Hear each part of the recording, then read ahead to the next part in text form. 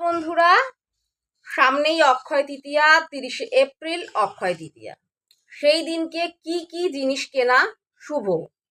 সেই দিনকে যাদের সামর্থ্য আছে তারা সোনার উপর জিনিস কিনতে পারবে। যাদের সামর্থ্য নেই তারা কি কি জিনিস কিনবে?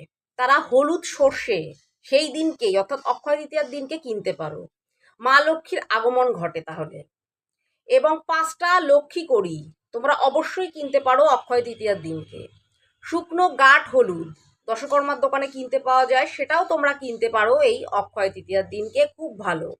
এবং মাটির পাত্র কেনা যায় এই অক্ষয় তৃতীয়ার দিনকে। অনেকে কুজো কেনে, কুজোতে জল রেখে সেই জল খায় গরমকালে। তো এই অক্ষয় তৃতীয়ার দিনকে তোমরা সেটাও কিনতে পারো, খুব ভালো। এবং অক্ষয় তৃতীয়ার দিনকে যদি হলুদ বস্ত্র কেনা যায় তাহলে সেইটাও খুব ভালো। তো এই কটা জিনিস তোমরা চেষ্টা করবে অক্ষয় তৃতীয়ার দিনকে কিনে বাড়িতে আনতে, তাহলে খুব ভালো হবে।